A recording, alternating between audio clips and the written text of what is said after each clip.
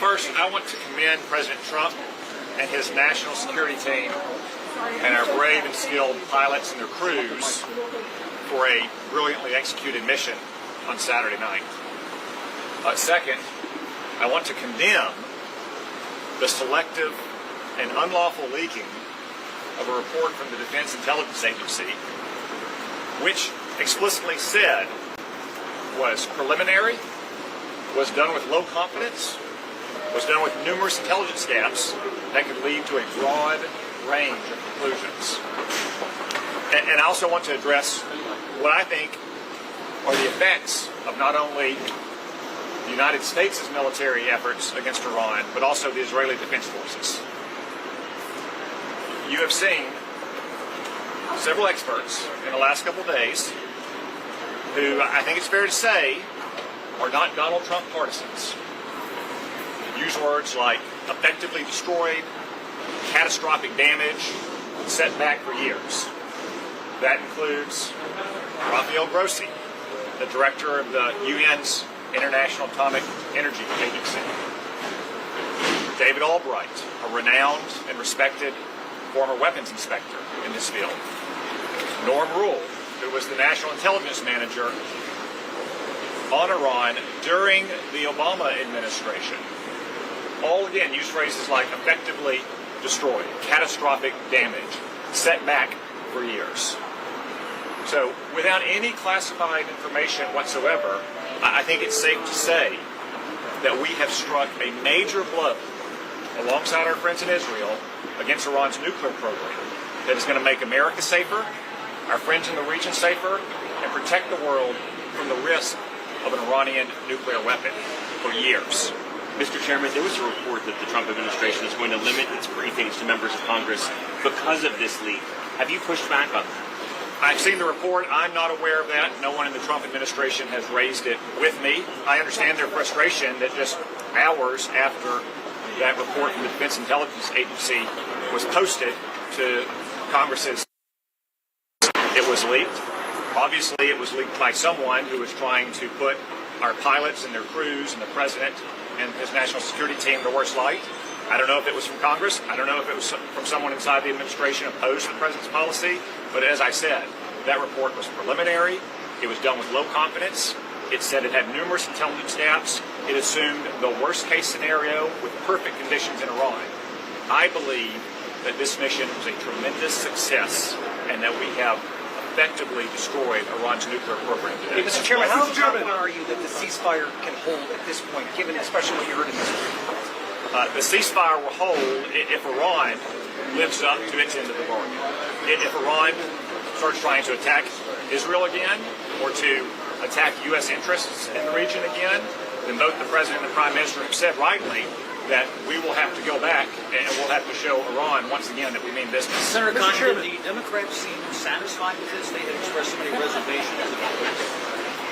They should be satisfied. They got very good answers from John Ratcliffe, the CIA director, from Pete Hegseth, the Secretary of Defense, from General Kane, the Chairman of the Joint Chiefs, and from Marco Rubio, who I'd point out is not just the Secretary of State, he's also the National Security Advisor, something that I believe is almost unprecedented in terms of the access and briefing that the Democrats get. Now, maybe they're going to come out and tell you they're not satisfied.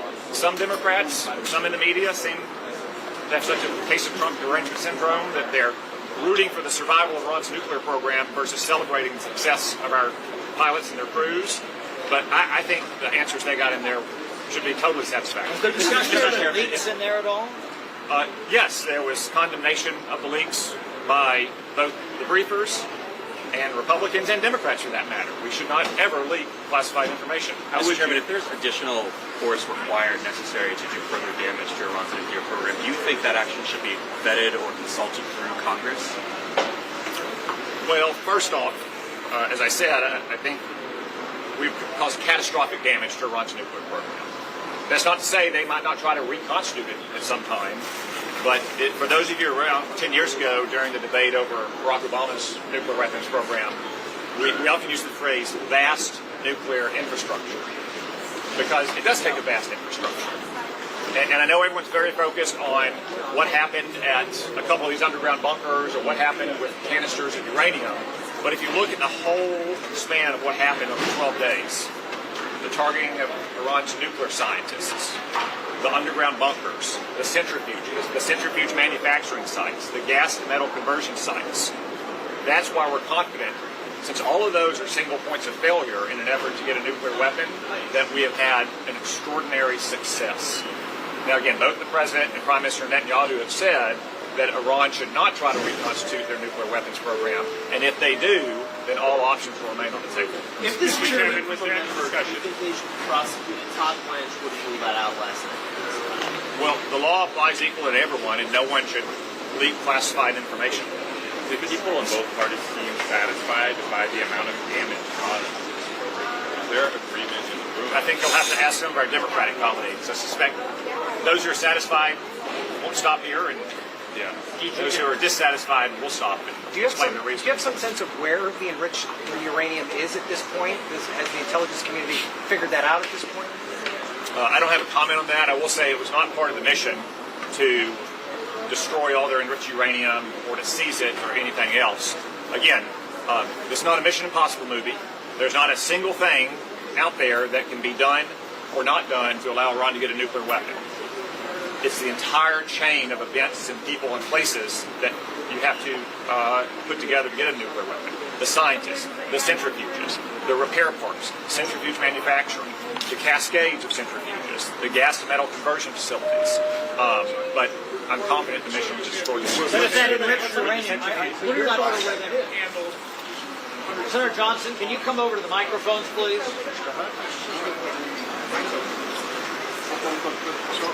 I'd only like to say that it's so nice, it's so comforting to have a competent national security team in place. We heard an excellent briefing down there. I'm not going to give you any details, but I, for one, am comforted by having a president who is decisive, who took action to protect America, to protect our ally Israel, and at least for a while take away the threat of a nuclear Iran. So again, it's nice to have a competent team in place. Thank you. Senator, on the bill. Can you talk about the big beautiful bill? On the bill. You obviously, you're one of the people who raised the most concerns about it. The leadership says this needs to pass by this weekend, get it on the president's desk by July 4th. Is that the right thing to do, given the public has not seen this bill? This is still being negotiated behind closed doors. Well, first of all, I haven't seen it. Again, there's nothing wrong with leadership setting deadlines to concentrate our efforts, so we're starting to work hard. So we'll stick around and we'll work hard. I'm going to head over to the White House right now. Our discussions are cordial. We all want to accomplish the same goal. Understand the enormous messes the Biden administration left us. An open border, wars raging, 4 years of an average deficit of $1.9 trillion. These things are not easy to deal with. So it's very difficult to clean up after the Democrats' messes. It's a hard thing to do. We're working confidently to do it.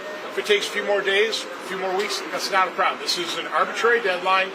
It's been set to make sure that we do all the hard work, and we're trying to do it. Will you proceed even if the bill is not done? Will you vote to proceed? No, because I haven't seen the bill. I've got to see the bill. I want the conference to be able to discuss the bill. I want us to go through every provision, what the scores are, what we should leave in, what we should leave out. And that shouldn't take that long once we have the full bill, but we need the full bill. Again, what the parliamentarian did kind of was a little bit of a hand grenade, but I've been encouraged by what we heard at lunch. I think we can maybe, I don't want to certainly sour anything with the parliamentarian, but it sounds like we can overcome some of those objections and land in the right place here. I'm hoping that can happen. Are you concerned about the growing cost of the bill, though, given so many things have been ruled out of order by the parliamentarian? Listen, I think there are other areas where we can, return to a reasonable pre-pandemic level spending, which is what I've always been looking at. I realize you can't do it in one single bill. My biggest concern, I don't want this to be a one-and-done bill. It's going to take multiple steps. So that's my main thing, is what can we do as a forcing mechanism to make sure that if we do a budget review panel and we do go line by line and program by program, and literally identify things if we eliminated programs, hundreds of billions of dollars of spending, nobody even notice. I mean, when you go from $4.4 trillion of spending to $7 trillion, don't tell me there's plenty of savings left. We're trying to do something hard. We're trying to do it pretty fast. It'll take time and we'll need another bite at the apple here. So again, we're working very cooperatively. I appreciate what the White House administration is doing in terms of helping set up a budget review panel to do that line by line, program by program review. Again, I'm looking at what's the forcing mechanism, so if we do the hard work, we actually have another bite at the apple to enact those. How much worse will this make the budget deficit, this bill, if it were to become law? How much worse, in your opinion, will this make the deficit? It kind of all depends. One thing that is intriguing is the tariffs are in place. They haven't sparked inflation. I was with Secretary Besson in his office a couple of days ago, and maybe something we should contemplate, because right now those are somewhat uncertain, held up in court. Maybe we should actually codify the tariffs. You talk about a revenue source, lower the rates broad in the base that is paid for in part by foreign companies and foreign governments. That's not that bad. So again, I'm not a big fan of tariffs. I think President Trump was probably right on this. This might, well again, it's not codified right now. If we hit a sticking point, that's maybe not a bad place to go in terms of assuring ourselves we have reduced deficits. Now, I really don't want to fund the deep state, but I also don't want to have these massive deficits. So I'm very open. I'm very flexible. I'm focused about we have to stop mortgaging our kids' future. It's unconscionable. It's wrong what we're doing. And again, I know the president shares that same goal. I think our leaders do as well. So again, to emphasize, Democrats, President Biden left just an enormous mess. Dug the hole far deeper than should have been dug. We're trying to dig out of it. That's how I think. Are you also overruling the parliamentarians?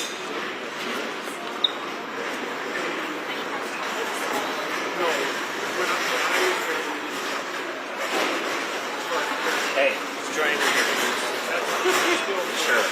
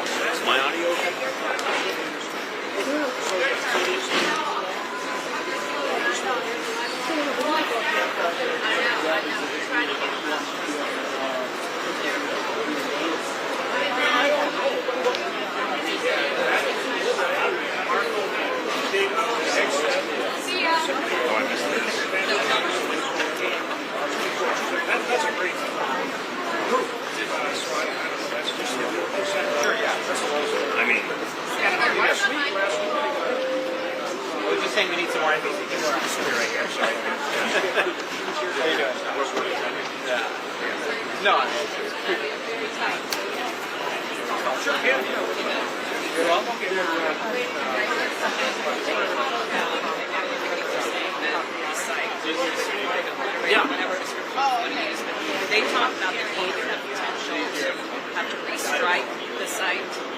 So my impression coming out is similar to my impression going in. And you can look at the CIA report, which Director Radcliffe talked about. And it's their report, and they stand behind it. It's been released publicly that they're saying a year, 2 years in terms of the damage inflicted and the time it will take to recover.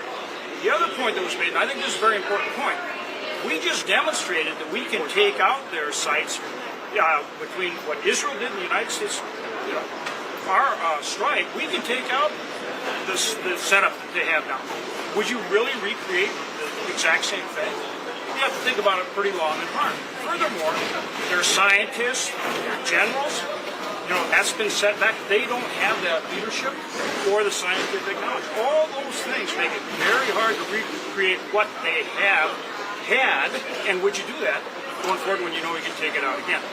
That leads us to exactly what you're bringing up. That's why, for the first time, it really appears that maybe you could actually have a negotiation with Iran. They have never lived up to their word. So any negotiation with Iran, it's got to be verifiable. How do you do that? Well, they're pretty much defenseless right now. So if they were ever going to have a legitimate negotiation, one that we could hold them accountable to, that's the opportunity now. And that's really the focus going forward. And so we'll see. When it comes to Iran, we'll see. But it's got to be verifiable.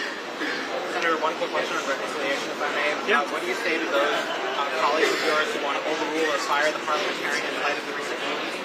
Well, look, we're working through the parliamentary process.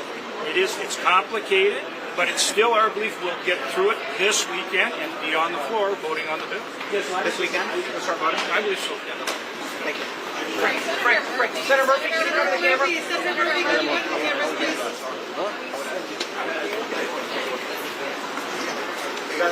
Listen, I appreciate the briefing. This briefing should have happened immediately after these strikes. There's a real question as to why the Director of National Intelligence is not allowed to be in these briefings. That's a question that we should get answered. Listen, to me it still appears that we have only set back the Iranian nuclear program by a handful of months. There's no doubt there was damage done to the program. But the allegations that we have obliterated their program just don't seem to stand up to reason. So I obviously can't share any of the details from this briefing, but I just do not think the president was telling the truth when he said this program was obliterated. There was certainly damage done to the program, but there's still significant remaining capability for the Iranians. What makes the original resolution, sir? Well, the DIA analysis is preliminary, but and again, I can only speak to what's been reported openly. But if the Iranians still retain significant enriched material and centrifuge capability, then you can only be setting back the program months, not years. The administration have an analysis or an opinion of whether Iran is going to be more motivated or less motivated after the rest of the I'm not going to talk about anything from the briefing. I mean, I walk away from that briefing still under the belief that we have not obliterated the program. The president was deliberately misleading the public when he said the program was obliterated. It is certain that there is still significant capability and significant equipment that remain. If they rule out the potential for further strikes, would you have authorized it, knowing what you know now, if the president had come to Congress to get approval to authorize this mission, would he have had your vote? No. Ultimately, the only way to truly constrain Iran's nuclear program is diplomacy. You cannot bomb knowledge out of existence. No matter how many scientists you kill, there are still people in Iran who know how to work centrifuges. And if they still have enriched uranium, and they still have the ability to use centrifuges, then you're not setting back the program by years. You're setting back the program by months. The only path forward is diplomacy. And I just have not heard a realistic path from this administration about diplomacy. Of course, all of us would love a diplomatic agreement in which Iran promises to hold no enriched material. But that has not been a reasonable predicate for negotiations in the past, and it is not likely to be a reasonable predicate for negotiations in the future. Is there a understanding that Ask me that question. You think that it was obliterated? Was this Senator just said Yeah, it was set yeah. back months. He just said it was set back months, not years. No, I think years. So Operation Midnight Hammer was brilliant, it was bold, it was necessary, and it was effective. They blew these places up in a major league way. Major league setback, years, not months. If you don't, and he just said he wouldn't have done it. Now, I like Senator Murphy, but that's absurd. Got a chance to set back the nuclear ambitions of a religious Nazi by years and you don't take it, that's how World War II started. World War III starts. Learn from World War II. You appease religious Nazis, you got to get more religious Nazi behavior. So I think it's absurd that any member of Senate would say, and you got a right to say it, that this wasn't necessary. You're not going to get religious Nazis to give up their nuclear ambitions by talking to them. You have to weaken them. You have to put them on their knees. And will you ever get there through negotiations? I don't know, but I'm willing to try. Obliterated is a good word for me to use. I can tell people in South Carolina, nobody is going to work at these 3 sites anytime soon. They're not going to get into them anytime soon. Their operational capability was obliterated. There's nobody working there tonight. It was highly effective. There's no reason to hit those sites anytime soon. In the coming years, you said it's setback years. Does that mean in the coming years there will need to be more U.S. military action? As long as Iran desires to kill all the Jews and us, you got to put that on the table. So the question for all of us is, that happened, what's next? Negotiations. I don't mind negotiating with the Iranians, but I want to start with a simple proposition. Before I sit down with you to negotiate, will you acknowledge Israel has a right to exist as a Jewish state? You don't have to agree with them, you don't have to like them, you can hate their policies, but will you abandon your stated goal of destroying the Jewish state? If they say no, you should sit at the table. So here's the question for the world right now. What's next? Negotiations. If they want to change their policy of trying to destroy Israel and come after us and purify Islam, what have you accomplished in the long run? You've set them back, but I'm looking to change their behavior. Not invade Iran, not to send American troops on the ground, but to insist that the Ayatollah and his henchmen from this day forward reject the idea that they will destroy Israel no matter what the negotiations hold. Why would you ask the Jewish state, 80 years after the Holocaust, the 80th anniversary was the end of the Nazi regime in May, to sit down with a bunch of people who want to kill you no matter what you do? So I talked to Rubio, I talked to the administration. Try diplomacy, but if you don't get a commitment up front that Iran from this day forward abandons its stated desire to wipe out Israel, if they're not willing to recognize the Jewish state, you're wasting your time. Senator Are you Murphy concerned about this Senator report? Murphy was also just critical of the fact that the Director of National Intelligence, Tulsi Gabbard, was not part of this briefing. Does that impact Not at the all. understanding I mean, that everybody listen, has? You know, I tried. Senator Murphy opposed pre-invasion sanctions to Russia. I've never seen any action by this man that would stop a bad guy from doing anything. I begged him to get on a sanctions bill to tell Putin what happens if you invade. That was too provocative. So it doesn't matter what Senator Murphy thinks about me or I think about him. Here's where we're at. The program was obliterated at those 3 sites, but they still have ambitions. I don't know where the 900 pounds of highly enriched uranium exists, but it wasn't part of the target set. Are you concerned that in light of it's several years, when the administration is saying it's obliterated, it suggests that they're not able to build a weapon. But you're saying in several years, perhaps they'll be able to. That's what I'm saying. They're obliterated today, but you can reconstitute. Isn't the real question, have we obliterated their desire to have a nuclear weapon? As long as they desire one, as long as they want to kill all the Jews, you still have a problem on your hands. I don't want people to think that the site wasn't severely damaged or obliterated. It was. But having said that, I don't want people to think the problem is over, because it's not. They're going to keep trying this as long as they change, until they change their stated goal. Now, will they ever do that? I don't know. There's reporting that the United States, that the Trump administration is planning on briefing Congress less in light of this. Ratcliffe said no one's told him that, no one suggested that. It was a good briefing. I don't know why Gabbard was there, but it was a real Well, to the point that the Director of National Intelligence wasn't there, are you concerned that President Trump specifically and the administration more broadly are not trusting the advice and counsel they're getting from the intelligence that to community? me, I'm fine with her.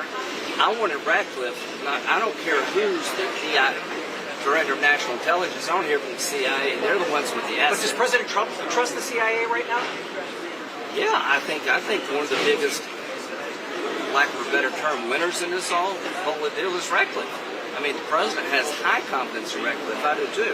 But I think all of them perform well. But the ultimate question is, let's say it's 2 years. Let's say it's 10 years. Let's say it's pick a number. The threat still exists as long as Iran, as a nation state, desires to purify Islam, destroy the Jewish state, and come after us. That's what people need to remember. I'm not taking away anything from this operation. I applaud it. I think the people who did it are heroes. But I don't want the American people to think that this is over. It is not over until the regime decides to change their attitude and their behavior. Now, are they weakened? Yes. Can negotiations work? Maybe. They've never been this weak. They've never been on their back heels. So if there's ever a time to get a deal with Iran, it's right now. But here's what I think. There's probably never going to be a deal with these people because they'll never give up their ambitions to destroy Israel, purify Islam, and come after us. Senator, does this mean you're not particularly confident that a ceasefire will hold? I asked that question. I don't know what behavior Israel's looking for to consider a breach of the ceasefire. I didn't get an answer to that. But here's what I believe. As long as Iran maintains the position that Israel cannot exist as a state, what do you expect Israel to do? Still normalize relationship between Saudi Arabia and Israel. Is that still a deal? You lost me.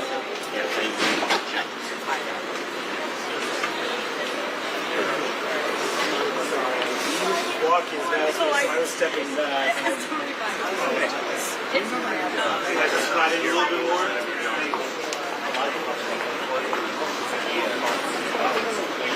Thank you so much.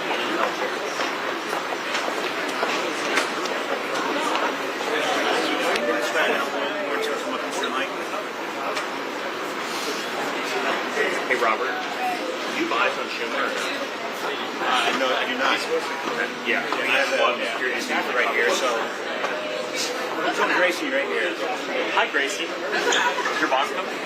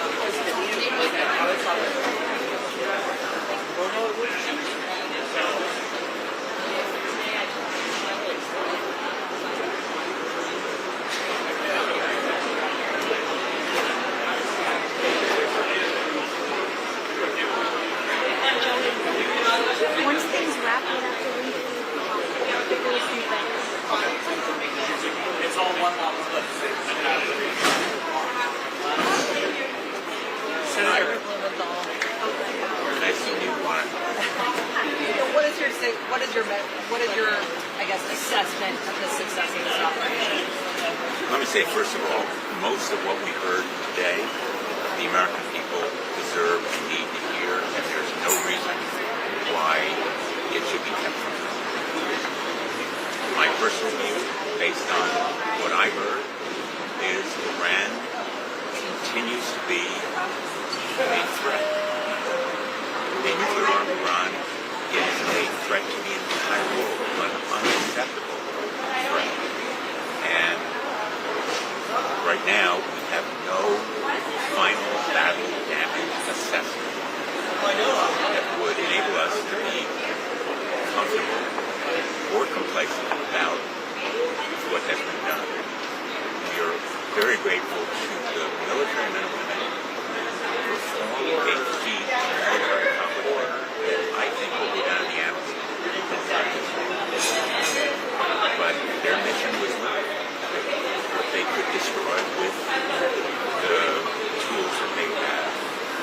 And the final assessment have to indicate to us whether Iran could reconstitute the centrifuges or nuclear enriched uranium that they have, and they have destroyed them.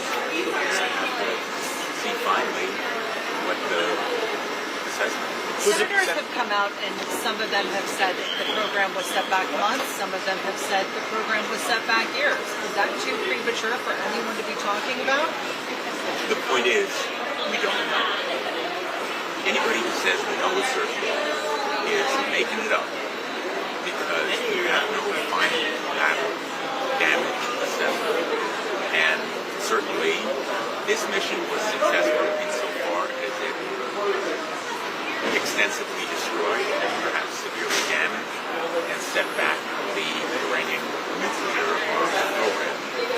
But how long and how much it really remains to be determined by the intelligence community itself. And so, frankly, I'm hopeful that we did as much damage as possible. The nuclear arms is an unacceptable threat to the world. I'm rooting for success, but I'm far from comfortable with how much actual damage was done until we finish the final assessment, which our community is engaged in doing right now. And I hope they work with the Israelis and others who may not. Senator, I know you're convinced right now or unconvinced about the administration's claim that the Iran nuclear program was obliterated. I think obliterated is much too strong because it implies that it couldn't be reconstituted. Somehow it was completely eliminated. Certainly there was serious and perhaps severe damage to that.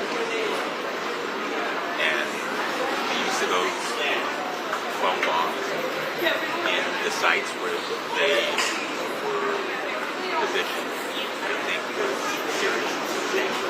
But how much damage was done really need a final assessment. And from what you learned, do you believe Iran is now more motivated or less motivated to build a nuclear weapon? I don't think we have an accurate picture of what Iran's motivation is moment in history. Certainly, they've reacted with measured and temperate response. But whether that's a head fake and a feint, we don't know at this point. I think there is a significant consensus on the world community that is a danger not only to the United States and to Israel, but to the world at large. And I'm hoping that diplomacy now will play a part in reaching an ironclad, verifiable agreement that Iran will abandon this program, but we need to be prepared for the worst, even as we hope for.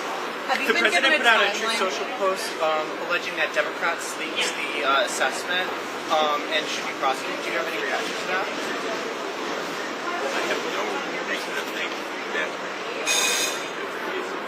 if your question members of Congress or I can pull it up. He said Democrats specifically. The president is on Truth Social. Well, I have no information about the Senator, were you given a timeline on when Congress may be given a final assessment? Well, let me put it this way, because I'm not at liberty to talk about what was said, and so far I haven't. The question about how long the final assessment will take has to be answered by this administration. And so far, there's been no answer publicly, and the American people deserve it. Should the Director of National Intelligence be part of that final assessment? I think everyone and anyone with the capability and knowledge of that assessment should be. Hey, everybody. Senator, do these strikes set back the Iranian nuclear program months or years? Clearly, damage was inflicted on the Iranian nuclear, and we do not want Iran to have the capability to build a nuclear weapon. That has been the position of the United States and the overwhelming majority of Democrats and Republicans for decades. It is going to take time to get a final assessment of how much damage. The thing that I've had some concern about is when people jump to a conclusion too early. Clearly, the President making a comment on Saturday night before any assessment of total obliteration. Listen, I hope that is the final assessment. But if not, does that end up providing a false sense of comfort to the American people, for that matter, the world? I was glad to hear members down there stand up for the strength and integrity of our intelligence community, how good they are. I hope that would be reflected more often by this administration and not being willing to blow off or ignore the conclusions of the intelligence community. That is absolutely critical. We do that at our peril. But to get to the point where Iran does not have the ability to enrich uranium that could possibly use for military purposes, you're going to need diplomacy. You're going to need inspectors on the ground. It's clear, and again, this was long before this brief, that some of the enriched uranium was never going to be taken out by a bunker buster bomb. Some of that obviously remains in Iran. So we've got to get to that diplomacy point. We also need to get the full assessment of the level of damage done. And boy, I sure hope that some of the extraordinarily strong words that were said about the integrity and quality of our intelligence community, that message will resound in the White House and elsewhere. Do you think that the Director of National Intelligence should be part of that final absence? And what do you make of her absence today? I make no judgment. I obviously have grave concerns about the DNI, concerns. She literally fired people from the intelligence community because they would not change the intelligence product. That's the way, they need to say four letters like Iraq. So I was very satisfied. Senator, based on what you learned, do you believe Iran is now more motivated or less motivated?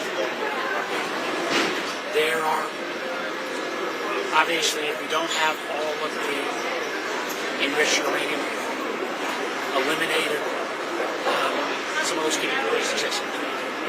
How quick on a rush, particularly for a bomb that wouldn't necessarily be deployed through a missile, is some questions I've started. And do you agree with Senator Graham that further military strikes need to be on the table in the coming months or years to authorize this?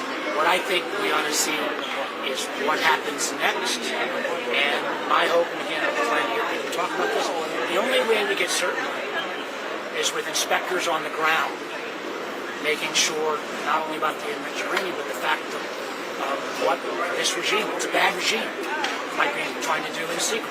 That will only come through diplomacy and the fact that it appears that the United States and Iran are going to enter into those negotiations next week. That's a good thing.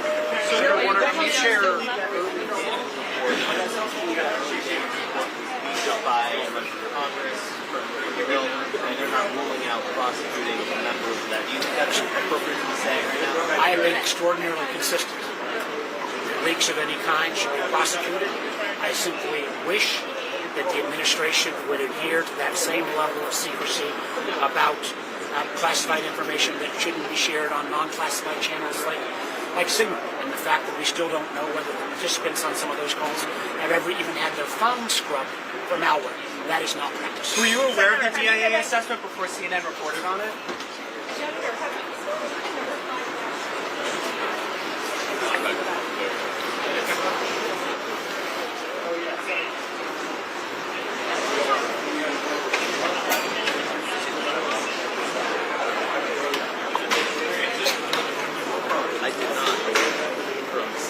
I know, literally. Like, I was gonna fall, but then I turned around and I was like, shit. Thank you for watching. I've been shooting for 5 minutes.